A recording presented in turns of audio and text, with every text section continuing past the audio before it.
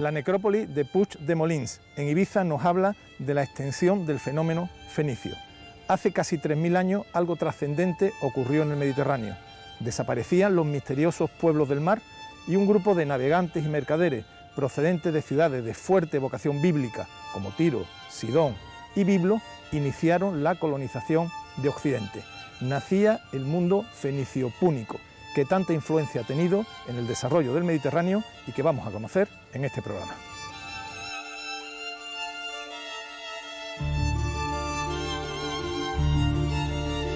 Los fundadores de ciudades. Cofa, cuaderna, amurada, estacha o calafatear son palabras propias del lenguaje de la marinería. Vocablos templados durante siglos, términos que en ocasiones remontan su origen a la antigüedad. Sin barcos como este, los pueblos de la ribera del Mediterráneo nunca hubieran podido escribir la historia. Los fenicios, que llegaron a circunnavegar África el siglo V a.C., constituyeron una poderosa armada, fundamentalmente comercial, y se erigieron en fundadores de ciudades.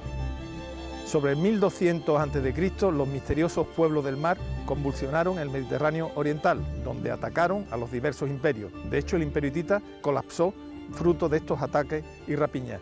También lo intentaron con Egipto, donde fueron finalmente derrotados por el faraón, como podemos ver en los jeroglíficos de Medina Abu.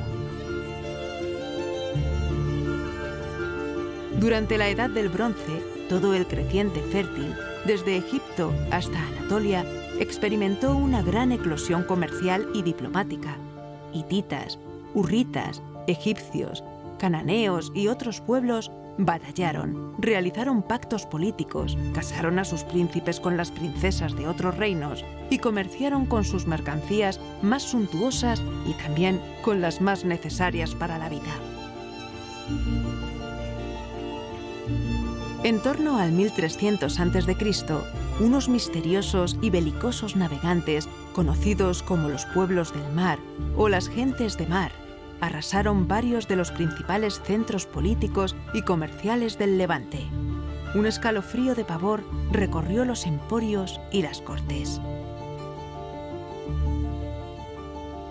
En Egipto, en Luxor, quedó memoria de ellos en el templo de Medinet Abu. Tal fue la fuerza de la irrupción de estos pueblos del mar.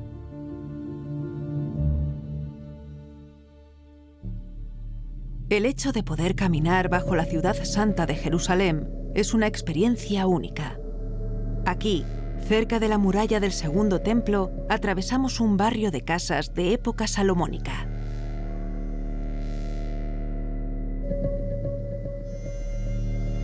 El norte de Israel y la costa del actual Líbano fue el hogar de poderosos navegantes que se lanzaron hacia el Mediterráneo occidental en cuanto la política de alianzas de los diferentes pueblos cananeos lo permitió.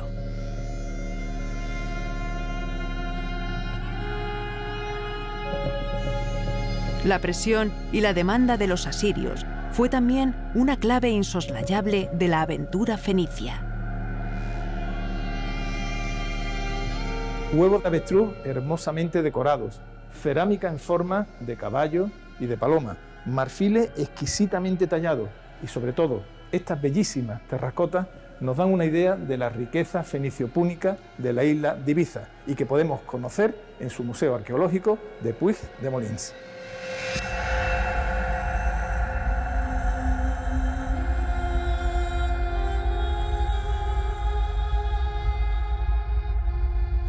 Cuando los fenicios pusieron pie a tierra en Ibiza y comprobaron que en la isla no había animales ponzoñosos, venenosos, pensaron que el dios egipcio Bes, protector de estas alimañas, tenía allí su casa. Así que decidieron establecerse. Los romanos llamaron Ebusus al dios Bes, de ahí la etimología de la isla.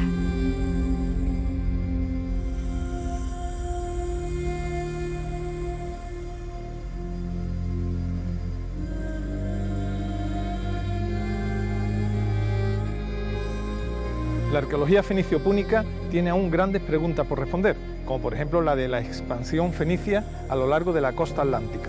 Conocemos yacimientos desde Mogador, al sur de Marruecos, hasta la cultura castreña de Galicia. Para abordar y conocer estas y otras cuestiones nos hemos acercado al centro del mundo en estos momentos de estudios fenicios, que es el 10º Congreso Internacional de Estudios Púnico-Fenicios en Ibiza.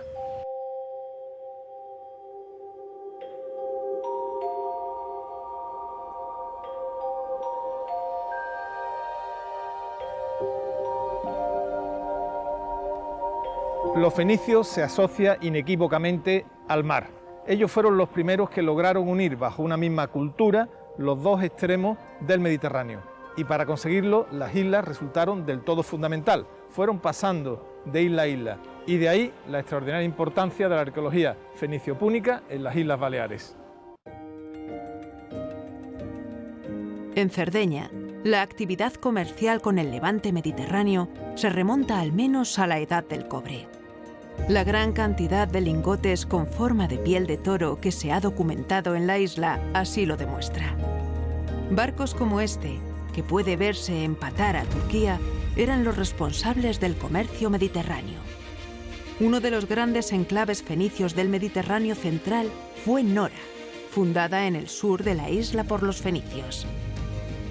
Los arqueólogos de Cerdeña apuestan incluso por una influencia cultural previa de los pueblos de Oriente que habría tenido un gran impacto en la configuración de la civilización nurágica. Así se observa en Barúmini y Santa Cristina, entre otros yacimientos. El fenómeno se habría repetido en la arquitectura monumental de las Islas Baleares. Sicilia, otra de las grandes islas del Mediterráneo central, muy cercana al núcleo púnico, también muestra restos de la presencia fenicia, como estas piletas de salazones del siglo V a.C., excavadas en Porto Palo di Capo Passero.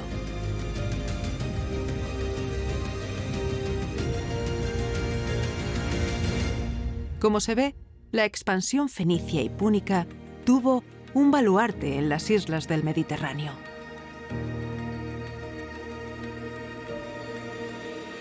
Los navegantes fenicios tenían un arma sutil, un elemento civilizatorio que lo cambió todo, su lengua. Se entiende, o se dijo siempre, que fueron los fenicios los descubridores, los inventores de este alfabeto. Los nuevos estudios reafirman esta afirmación tan trascendente. In realtà tutto dipende da che cosa intendiamo per fenici. En realidad, todo depende de lo que entendamos por fenicio. En general entendemos por fenicio la cultura que empieza a manifestarse en la Edad del Hierro, en torno al 1200 a.C. En este momento teníamos ya un alfabeto lineal de 22 letras, pero no es el primer alfabeto de la historia. La prima scrittura alfabetica della storia si deve fare risalire alla metà del secondo millennio. La primera escritura alfabética de la historia puede remontarse a mediados del segundo milenio, digamos hacia 1500 a.C., con algunas inscripciones encontradas en el Sinaí, en la cultura hebrea, pero sobre todo en la ciudad siria de Ugarit, donde se usaba un alfabeto escrito con signos cuneiformes, un alfabeto muy largo. El alfabeto lineal de 22 letras es lo que los fenicios han transmitido a los griegos. Por eso se dice que los fenicios han inventado el alfabeto. No, no han inventado el alfabeto. Lo han utilizado de una forma mucho más práctica, mucho más reducida. Y esto es lo que han transferido a los griegos, con las mismas letras. En griego alfa, beta, gamma, y en fenicio alfe, bete, gime. Y también las mismas definiciones, y en algunos casos la misma forma ordenada de las letras griegas. Pero digamos que sí, en la sociedad occidental se sigue utilizando el alfabeto de tipo fenicio.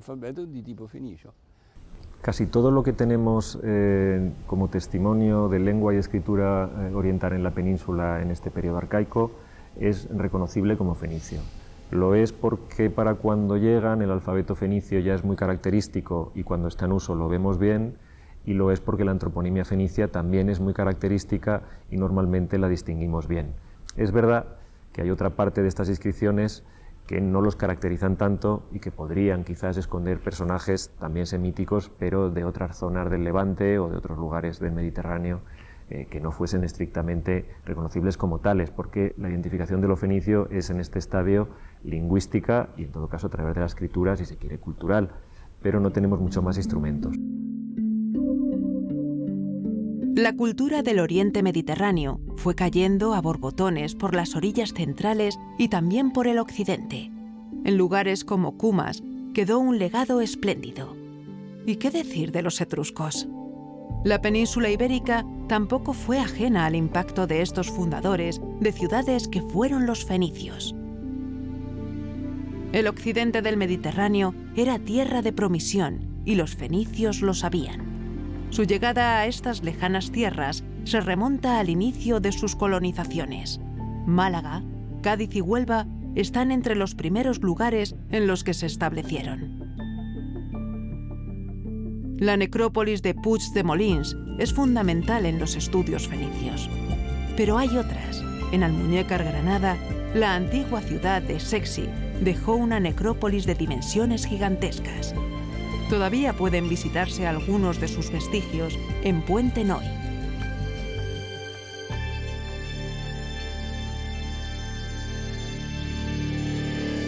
La importancia de los asentamientos fenicios de la costa este de Málaga la podemos apreciar en sus ciudades, como el Cerro de Mezquitilla o Toscano, pero también en sus necrópolis. Aquí, en Trayamar, aparecieron 5 grandes hipogeos, de los cuales desgraciadamente solo queda este.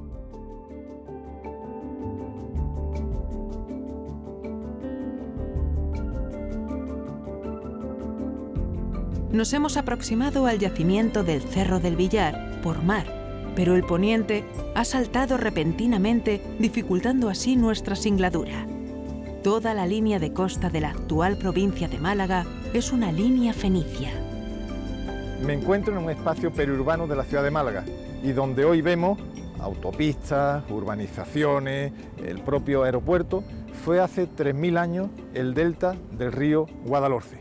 Y justo en la cabeza de este delta existió una isla, donde los fenicios instalaron una de las ciudades más antiguas, por no decir la más antigua, que conocemos. Se trata del yacimiento del Cerro del Villar, que vamos a conocer. José Suárez es un investigador muy experimentado. Ahora recibe el testigo de María Eugenia Ubet en la nueva era de las excavaciones en el Cerro del Villar. Resulta muy frecuente en yacimientos arqueológicos que su interpretación resulte compleja, ¿no? Difícil.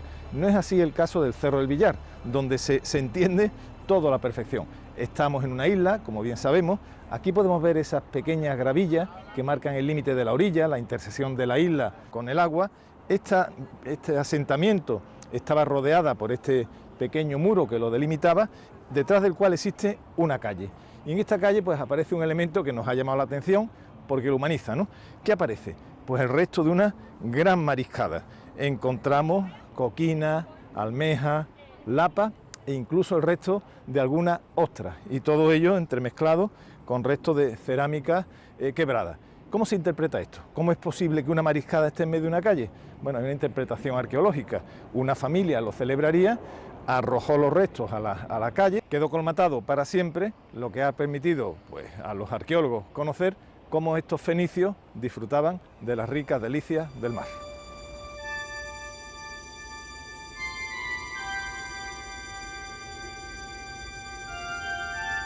Manolo, en principio estamos en un sitio extraño para la arqueología, al lado del aeropuerto de Málaga. Los aviones no paran de despegar, abrazados por autopistas, la desembocadura de una urbanización, en fin, un sitio profundamente urbanizado, y sin embargo guardaba una gran sorpresa, un gran yacimiento arqueológico. ¿Cómo lo descubres? ¿Cuándo se descubre? El descubrimiento fue francamente original. Uno del grupo de arqueología que teníamos, pues el chaval estaba por aquí, estaba empleado en una constructora y estaba montando una línea eléctrica. Entonces aparece de momento, pues, aparece un montón de cerámica. ¿Qué año estamos hablando? El 20 de noviembre de 1965. Entonces me enseña la cerámica, yo me quedo sorprendido hasta el punto que le digo, mira, por favor, ahora mismo me lleva tú a este sitio, tú sabes lo que has cogido. No, esto es cerámica fenicia, ¿dónde está esto? Entonces dice, eso está en el Guadalhorce, digo, ahora mismo aquí. Y venimos de Málaga aquí, andando 8 kilómetros, me encontré una superficie con miles y miles y miles de cerámica. todo esto en superficie, material muy rico. Cuando excavaste, ¿encontraste un material de ese nivel, de esa calidad? Sí, sí, cuando encontramos un material espectacular. Incluso detectamos una serie de estratos arcillosos enormes y decimos, bueno, pues esto ¿a qué se debe estos estratos tan grandes sin ocupación? Detectamos que la población, toda la población, había sufrido unas inundaciones devastadoras. La inserción del yacimiento en sus coordenadas espaciotemporales es indispensable. A partir del primer milenio antes de Cristo tenemos fuentes griegas principalmente que los llaman fenicios. Entonces creemos que lo que los griegos llaman fenicios son este grupo en particular pues de Tiro, Biblos, Sidón, ¿no? Que se les conoce. ¿Qué vocación tienen? Biblos, Tiro, Sidón, ¿verdad? Claro, y aparecen en Homero.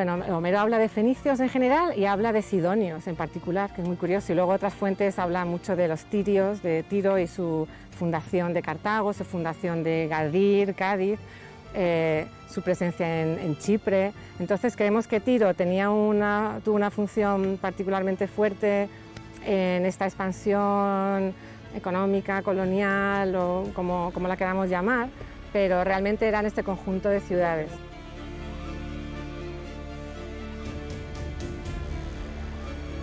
El Cerro del Villar es un asentamiento fenicio arcaico que se sitúa en el corazón de la bahía de Málaga, en la desembocadura del río Guadalhorce, en lo que hace unos 3000 años era un delta, donde se disponían una serie de islas que tenían condiciones portuarias ideales para la implantación de un asentamiento propio o típico de lo que es el patrón del mundo fenicio, ¿no? El asentamiento podría alcanzar incluso hasta las 8 hectáreas, ¿no? Asentamiento de unas dimensiones considerables y densamente urbanizado, ¿no? Donde tenemos sectores centrales con urbanismo planificado a partir de calles con tiendas que dan a la zona que estaría muy cerca de donde ahora mismo estamos. Efectivamente. De hecho, lo que ahora mismo se está investigando en esta campaña, entre otros sectores, es la naturaleza de los edificios que aparecerían en ese perímetro de esa amplia avenida, de esa gran calle de 5 metros que identificó la profesora V de los 90 y que pretendemos ahora ampliar para conocer. ¿Y estos restos aquí podían ser parte de esas casas? Sí, sin duda. Un edificio del que se conservan sus zócalos, la parte de la base construida con piedra local y que disponía... Que puede tener un medio metro aproximadamente de altura. Efectivamente, pudo tener ese zócalo, esa base, que tiene además dimensiones de 1,5 codos, se utiliza el codo egipcio de unos 48 centímetros, ¿no? Y muy bien diseñado, muy bien planificado, y que a partir de cierta altura se recrecería ya con adobe, con elementos de construcción de tierra, ¿no? Los indicios más antiguos de la primera ocupación sobre lo que sería el suelo natural de la isla remontan al segundo cuarto del siglo VIII, un momento antiguo dentro de la presencia fenicia en la península ibérica y en el que se construye un proyecto, un asentamiento que podemos considerar urbano. Hemos hecho un estudio geofísico del subsuelo que nos indica que hay calles, manzanas y zonas de talleres que ocupan ese ámbito, ese perímetro de la isla de forma bastante densa. Y además pensamos que los trabajos asociados a los cultivos de la zona dedicados al vino que introducen los propios fenicios, la necesidad de madera para la construcción, para combustible de los talleres, pudieron provocar una deforestación en el entorno que generasen esas primeras grandes inundaciones que acaba sufriendo el asentamiento. Un asentamiento ideal por su ubicación para tener un acceso portuario y comunicación hacia el interior con las comunidades indígenas, pero a su vez frágil porque es susceptible de estos episodios. ¿Y su abandono lo asocia a una de estas grandes avenidas? Tenemos claro que el momento arcaico que estamos comentando del octavo tiene una fase a finales de ese siglo e inicios del siglo VII donde cambia la naturaleza del asentamiento. A partir de ahí, lo que vemos como un sitio residencial pasa a convertirse en una zona de talleres que coincide precisamente con la emergencia de la vecina ciudad de Málaga, ¿no? ¿Podemos considerar a los fenicios como los fundadores del concepto moderno de ciudad en la península? Sin duda, la presencia del urbanismo mediterráneo como lo conocemos es algo que se lo debemos a los fenicios y desde época muy antigua. O sea, el Cerro del Villar en el siglo VIII estaría poniendo en evidencia algo que se ha atribuido normalmente al mundo griego, ¿no? Ese organismo, esa organización, la polis, claro, y de ese mundo hipodámico, ¿no? Con sus calles. Eso en el siglo VIII, de mano de Oriente, lo tenemos en sitios como el Cerro del Villar. Tenemos la gran fortuna que el Cerro del Villar es una cápsula del tiempo, es arcaico, por tanto vamos a conocer realmente el asentamiento fenicio. Sin duda, pensamos que por la accesibilidad, excavando en algunos sitios 30 centímetros, llegamos a los niveles fenicios originales, nos puede permitir lo que suele ser tan difícil de conocer para este periodo, que es los asentamientos en extensión, los distintos usos, la organización interna, ¿no? Para eso el Cerro del Villar tiene un potencial extraordinario.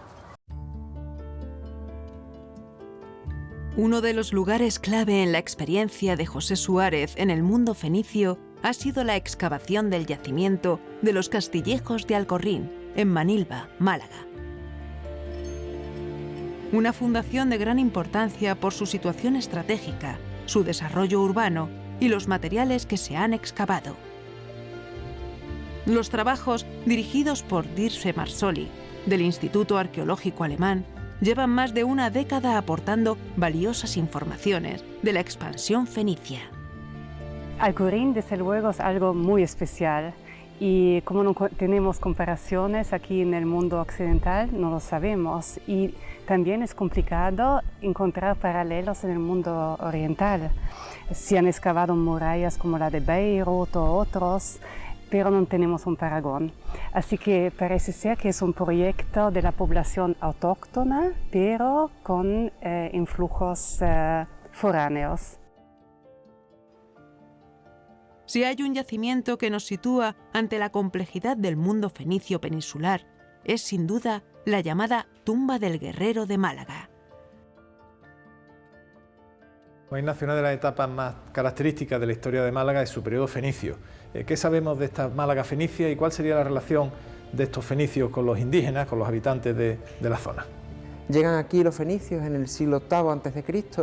y desde un primer momento establecen unas relaciones comerciales muy estrechas con las poblaciones que ya vivían aquí desde mucho tiempo antes.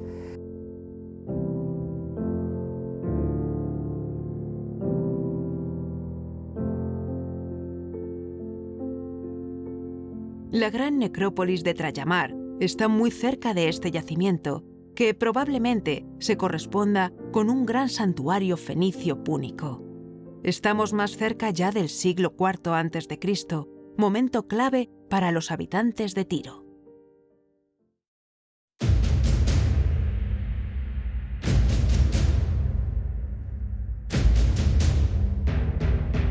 Y es que fue Alejandro Magno el que asedió Tiro y la redujo a cenizas, provocando así el éxodo de sus habitantes por todo el Mediterráneo. Alejandro, el mismo que dijo que rompería las cadenas del océano tenebroso.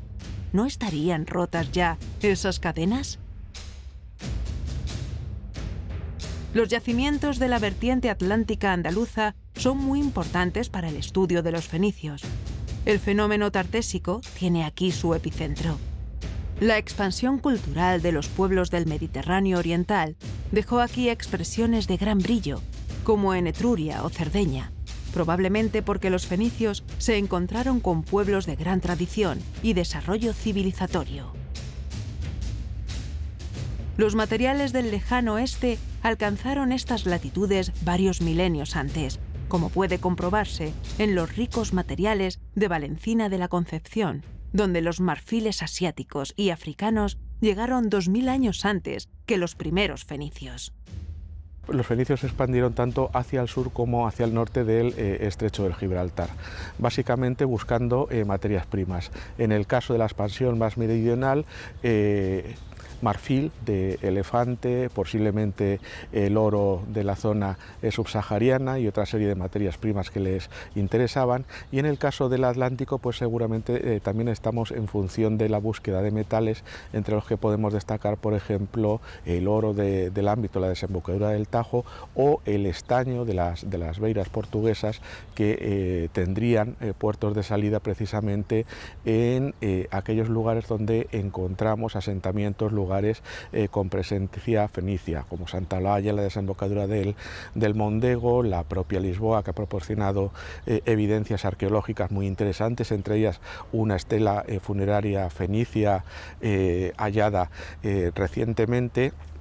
Y alrededor de todos estos núcleos, pues una gran cantidad de asentamientos donde fenicios y poblaciones locales convivirían y se dedicarían a este tráfico comercial.